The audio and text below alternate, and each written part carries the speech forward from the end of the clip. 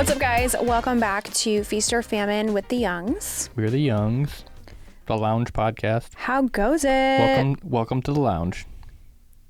Welcome to the, what's the airline lounges called? It's just called like the Delta Lounge or like the first class lounge? Mm-hmm. Welcome to the Feast or Famine first class lounge. Sure. Because we're lounging.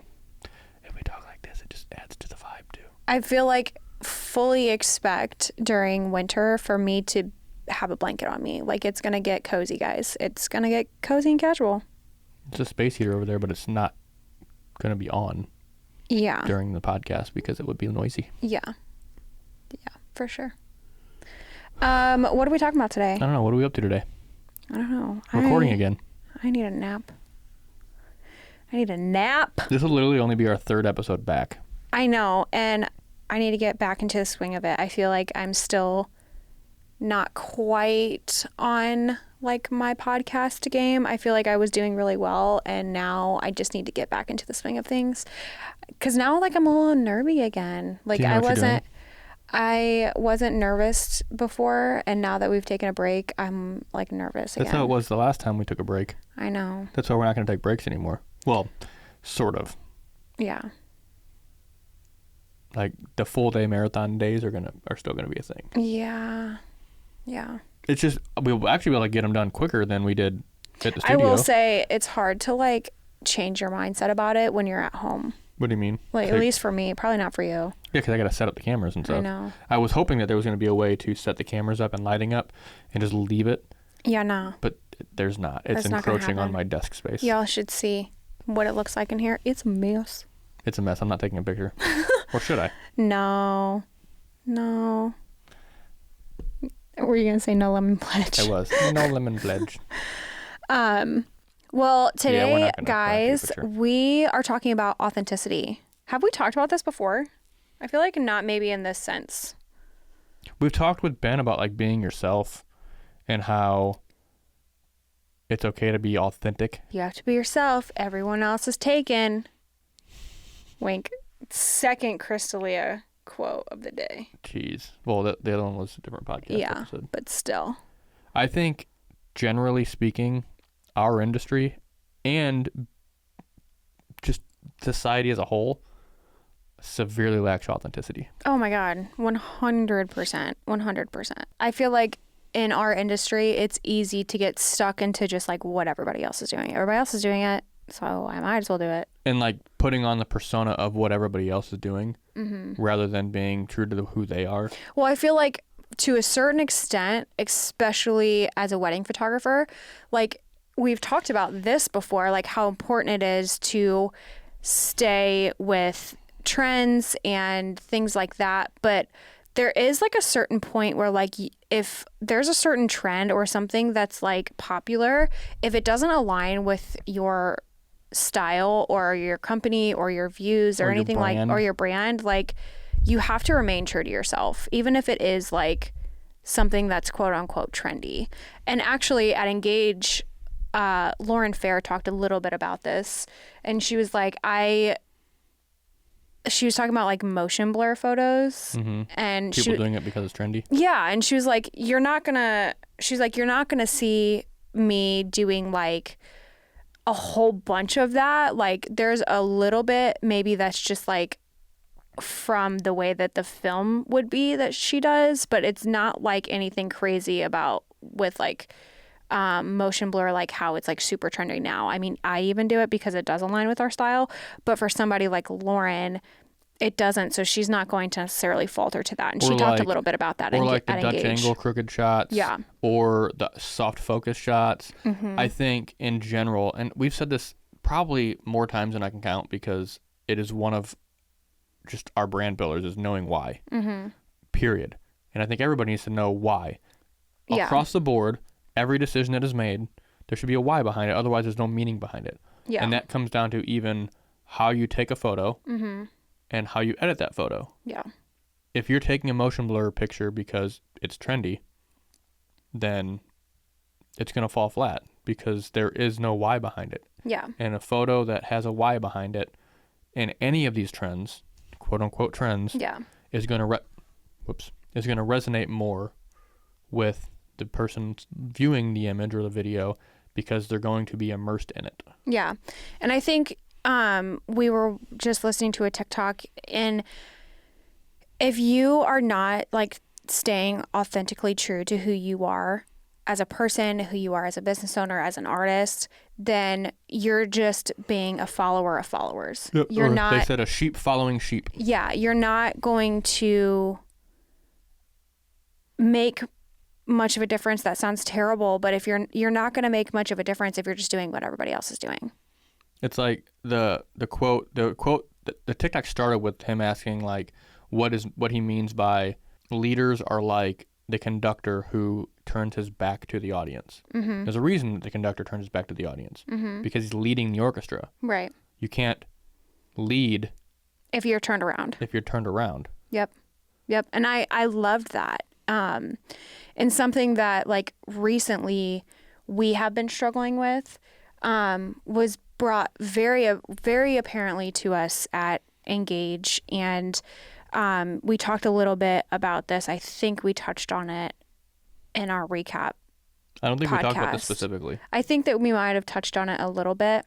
But something that Alex and I feel very passionately about is photo and video, obviously together under the same company.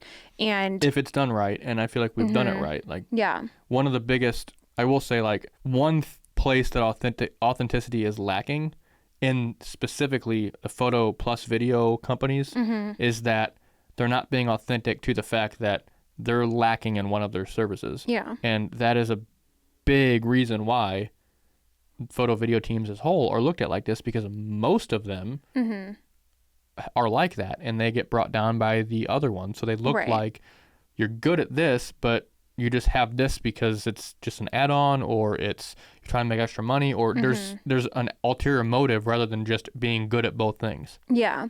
Something that kept being brought up to us at Engage was like, you guys have to split up. You guys have to, divide and conquer, work the room separately and things like that.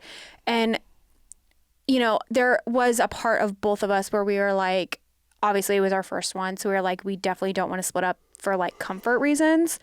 But like also we started to very quickly realize that other people's perspectives on how we should be approaching something like Engage is not what is helping us authentically stay true to who we are, and also the change that we're trying to usher in, which is the viewpoint of photo and video together. Yeah. And we are stronger together than we are apart. And so for us to split up and go work the room or divide and conquer is not authentic to who we are as people, or with what we're trying to accomplish. Not as authentic to who we are as a business, because our business is a reflection of who we are. And we provide the best experience possible to our clients when we are offering them, both of us, and the services that we both specialize in. Right. Which you specialize in video, I specialize in photo. So dividing and conquering is not really something it's not us. Right. That's not what we do. Right. And even though like there were so many different times and several different people who were like, you guys will do better. You guys need to do this by doing this, like just split up, blah, blah, blah. We basically were like, no, like I thank you and I respect that that's your opinion, but like we didn't say this to any of these people. Yeah, but to each other, like, thank you for that. Like, thank you for letting us know. But like to each other, we're like, no, like that's not who we are. And just because everybody else is doing that, we aren't going to do that, because we know that we are better together. And we have an approach. We have a, what am I trying to say? Like we have a blank on how we want to do things together. What is the word I'm looking for? I don't know what the word is. It's like approach, but not approach. You have a method. You have a philosophy. I don't know. We have a way of doing things that we realize may not be what everybody else is doing, but that doesn't mean that it's wrong. Right. Yeah. It's It's the whole other idea that like it's what everybody else thinks, but photo video teams aren't very big in that world. Yeah. In fact, we've heard, I mean, we had a good experience when it came to introducing ourselves as a photo video team, and it was a positive overall. Yeah. But we have also heard several times that planners just in that level don't hire teams like that, and we've talked about that in another podcast. Yeah. And so the mindset of divide and conquer, and that's how it works. That's how you do it. This is how you succeed. That's just doing what everybody else is doing. Yeah. And that's not what we're trying to do. And I think that, like, especially in our industry, it's hard to draw a line in the sand of, like, staying with, like, the trend and what is important to stay relevant, and then also remaining true to who you are. That's a hard thing to do. And that's also like where imposter syndrome can come into play and things like that. But that's also why it's so important to know who you are and who your business, and like who and what your business is and where you want to go with it. Because if you're turning around and just following what everybody else is doing, you're never going to surpass who you are following is going. Yeah. You're never going to. Yeah, exactly what Basically, you just said. the people you're following are already there. That's why you're following them. So you're never going to get past where they're at. Where they're at is your ceiling that you're setting for yourself. You can't break through that ceiling unless you stop following them and pass them. And you don't even have to pass them, but you can go a different route. Right. And achieve the same or better. Yeah. Like no looking behind you and looking forward and what works best for you, honestly. And that doesn't mean that what works best for everybody else is going to be what works best for you. I feel like also part of the like issue is with like trends and like trying to figure out where the industry is going next and things like that, and also trying to remain authentic to yourself and your brand.